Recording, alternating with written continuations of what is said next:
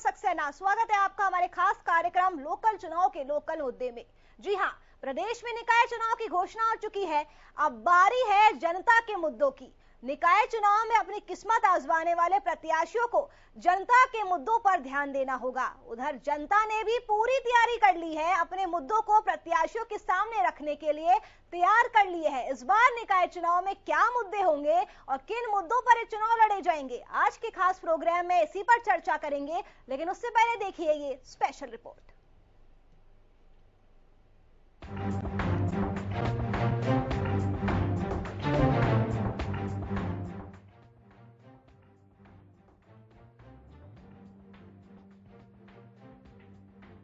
साल से अधिक समय के इंतजार के बाद शहरी स्थानीय निकायों का बिगुल बज गया है।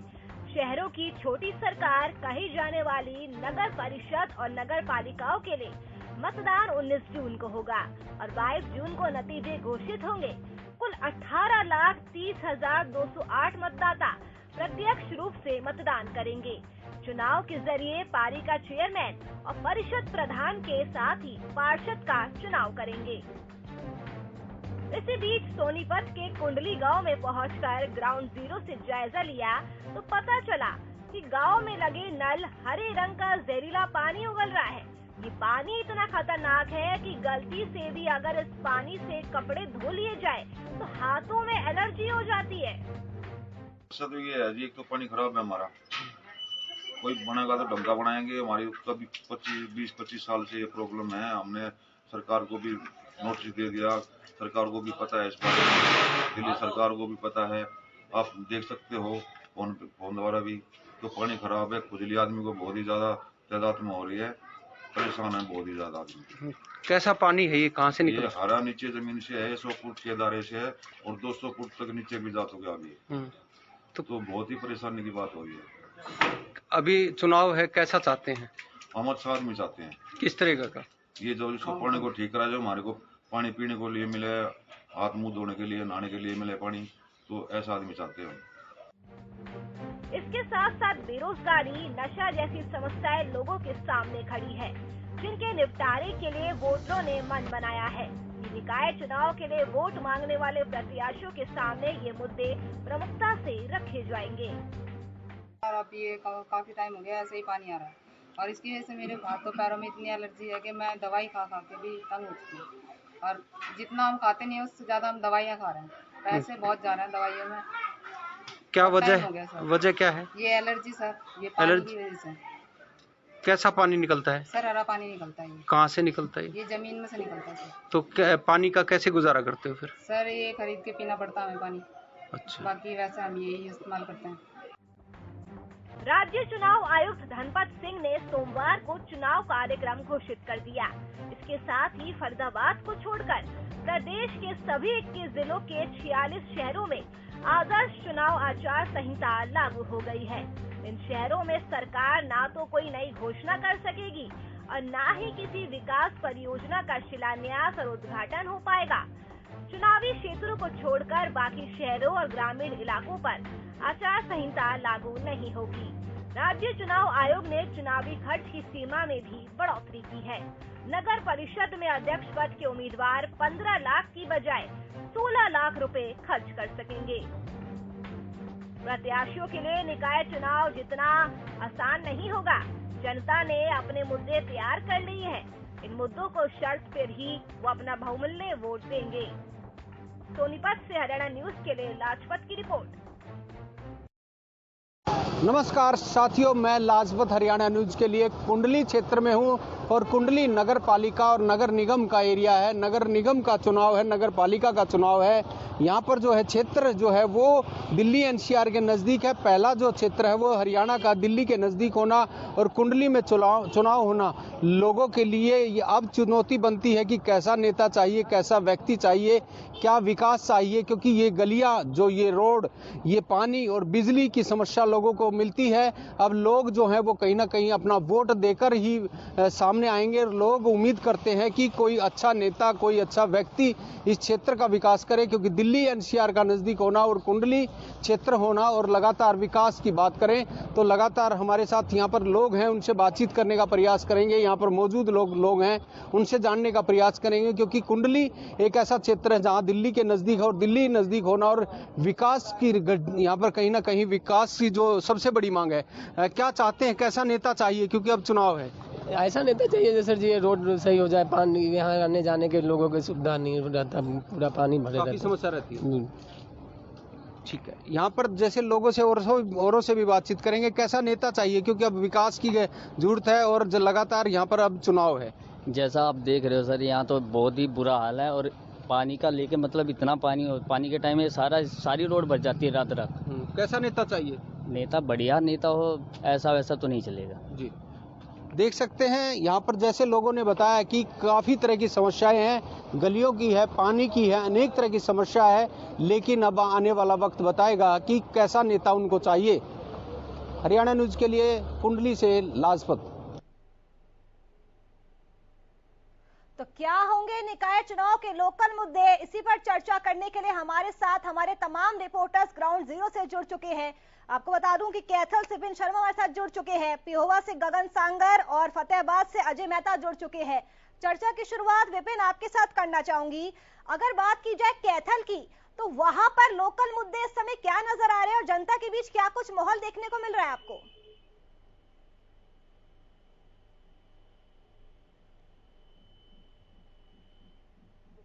में 5 साल लगातार जब सरकार छोटी सरकार रही, पहले भाजपा का चेयरमैन रहा लेकिन वो पार्षद नहीं संभाल सके, उसके बाद कांग्रेस का चेयरमैन आया, उनको काम नहीं करने दिया गया, तो 5 साल मुआ कुश्ती चलती रही।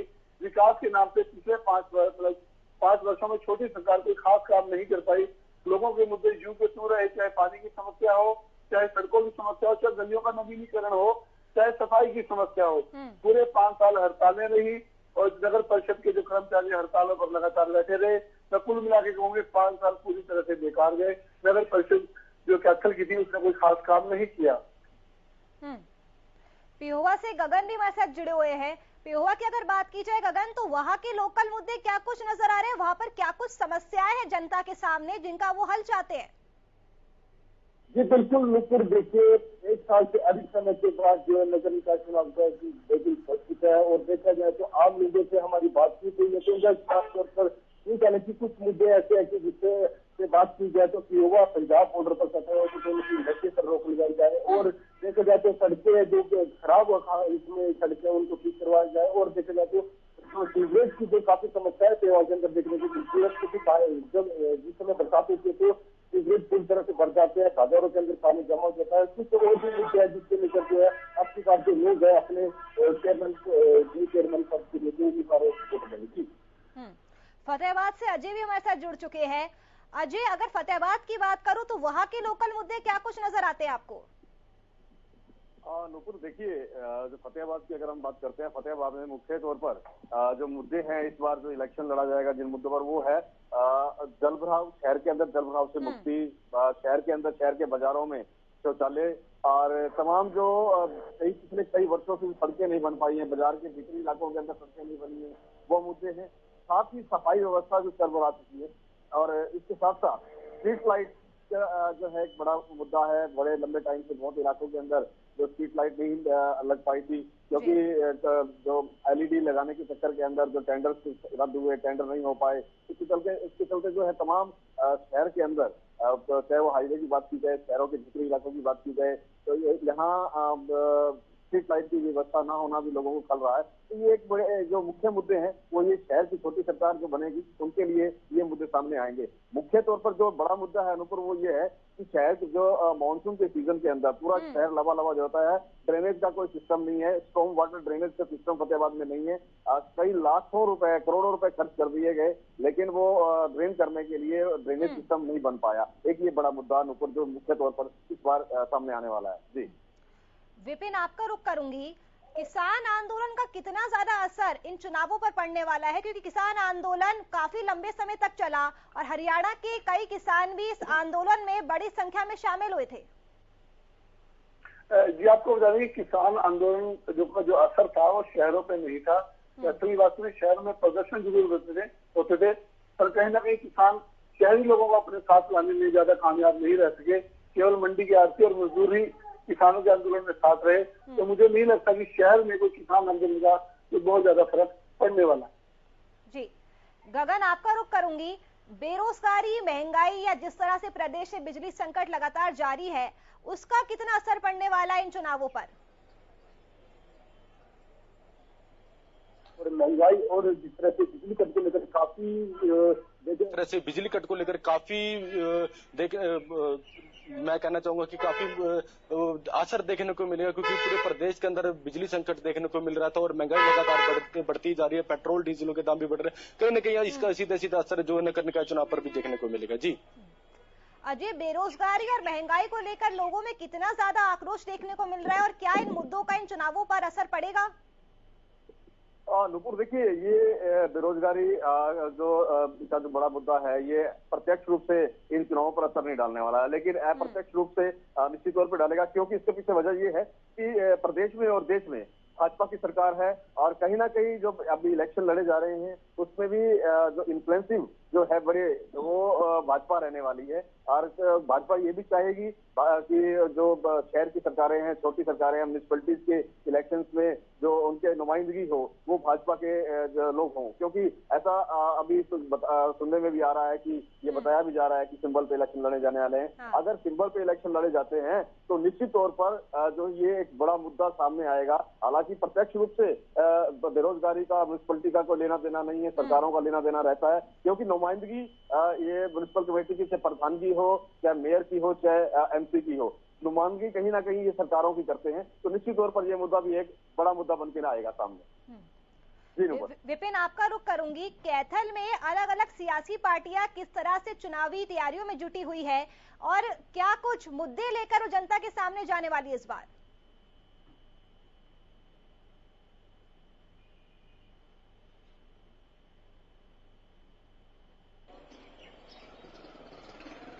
विपिन, क्या सुन पा रहे हैं आप मुझे? लगता है विपिन से हमारा संपर्क टूट चुका है। गगन, आपका रुख करते हुए वही सेम सवाल मेरा आपसे है कि जिस तरह से तमाम राजनीतिक पार्टियां तैयारियों में तो जुट चुकी है, लेकिन वो मुद्दे कौन से रहने वाले हैं जिन मुद्दों को लेकर अलग अलग पार्टियां जनता के बीच जाएगी? जी बिल्कुल, देखिए नुपुर की जो अलग अलग पार्टियां जो है कैंपिंग में जुट चुकी है और देखा जाए तो कुछ मुद्दे अभी तक सामने नहीं आ पाए कि किन मुद्दों को लेकर जो है चुनाव लड़ेगी। लेकिन जिस तरह से बीजेपी की सरकार जो हरियाणा के अंदर है और सेंटर में भी बीजेपी की सरकार, तो कहीं ना कहीं रोजगार के मुद्दे को लेकर कहीं ना कहीं बीजेपी की अधिक से अधिक बढ़ाने को लेकर जो है चुनाव लड़ सकती है। जी विपिन, आपका रुख करते हुए एक बार फिर से तमाम राजनीतिक पार्टियां तैयारियों में तो जुट चुकी है, लेकिन वो मुद्दे कौन से रहने वाले जो जनता के बीच लेकर जाएंगी इस बार पार्टियां? जी 5 साल से जो पूरा कैथल का विकास ठप पड़ा था, मुद्दे मेन वही रहेंगे कि गलियों का नवीनीकरण नाम मात्र ही हो पाया है। पानी का जो साफ पानी सप्लाई का मुद्दा था, सीवरेज की जो समस्या थी और सड़कों का जो नगर पंचायत के अधिकार क्षेत्र में आते हैं उनका नवीनीकरण था और शहर में काफी डेवलपमेंट के काम थे, कॉरिडोर का काम था। आदि काम पिछले 5 सालों से सिर्फ हाशिए पर है, लटके हुए हैं, काम नहीं हुए हैं।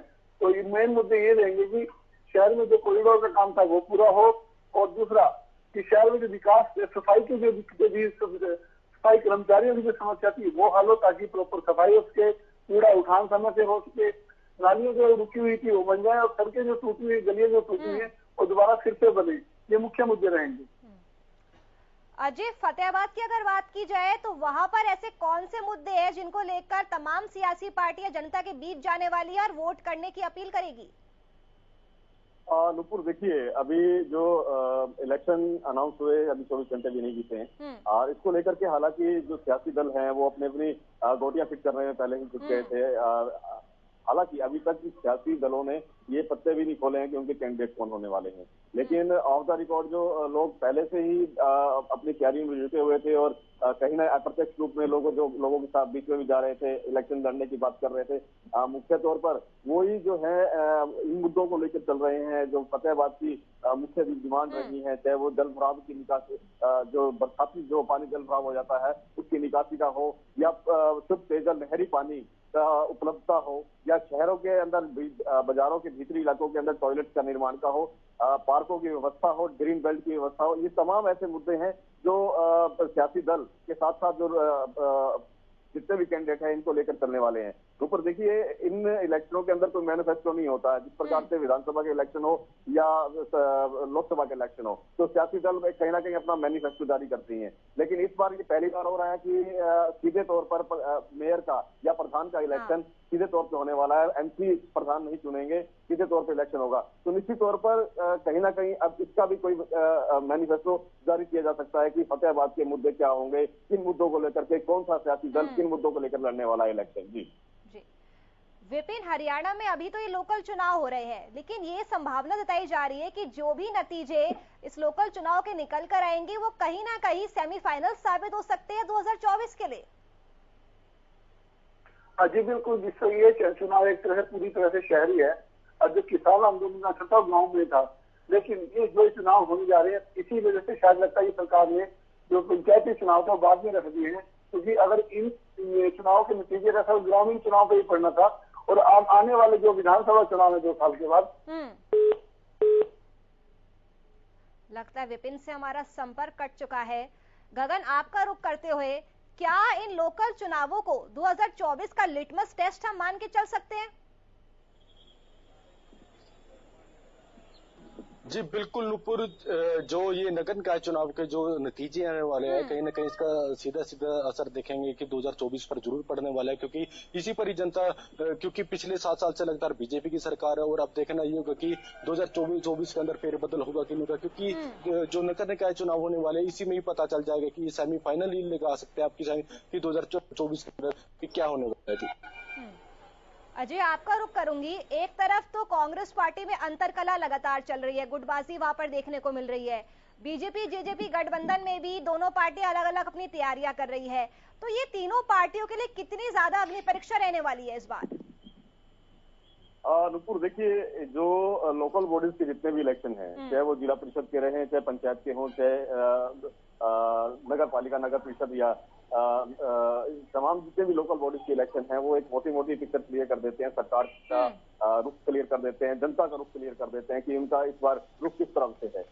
इस बार भी अगर हम ये बात करें कि सियासी दल कांग्रेस है चाहे जेजेपी या बीजेपी है, किन जो उनकी तैयारियां हैं, उनकी लोगों के बीच में जाना है, ये तमाम चीजें हैं। देखिए, एक चीज समझने वाली है, जब से कांग्रेस की जो अंतर्कलह की बात सामने आई थी उसको क्लियर करने के लिए, फाइट पाटने के लिए कांग्रेस लगातार प्रयास कर रही है। हालांकि ये अभी पूरी तरह से नहीं भरी गई है। बीते दिन भी देखिए आप, पीछे जो शैलजा के टाइम पे कुछ 8 विधायक को जो हटाए गए थे, निलंबित किए गए थे, आज कल वो फिर से ज्वाइन कर गए हैं। तो इसमें कहीं ना कहीं जो इनको खाई को पाटने का प्रयास तो किया जा रहा है, लेकिन कांग्रेस की जो अंतर्कलह है वो कहीं ना कहीं अभी भी लोगों के अंदर एक संशय पैदा करती है, क्या वो विधानसभा में वो परफॉर्मेंस दे पाएंगे जो बीते 15 साल पहले जो परफॉर्मेंस कांग्रेस की रही थी। ऐसा ही जेजेपी और बीजेपी के साथ है। जो किसान आंदोलन का बड़ा असर जो ग्रामीण क्षेत्रों में देखने को मिला था, शहरी क्षेत्रों के अंदर कम था, ग्रामीण क्षेत्रों में बहुत ज्यादा था, वो एक असर जो है ये सत्तासीन पार्टी के ऊपर डलता है या नहीं डलता है। निश्चित तौर पर नाराजगियां हैं। अब ये देखने वाली बात होगी कि नाराजगी कितने हद तक क्लियर की जा सकती है। जी गगन, आपका रुख करते हुए, 22 तारीख को जो भी नतीजे आएंगे, क्या लगता है आपको, क्या वो हरियाणा की राजनीति की दशा और दिशा बदलने का काम करेंगे?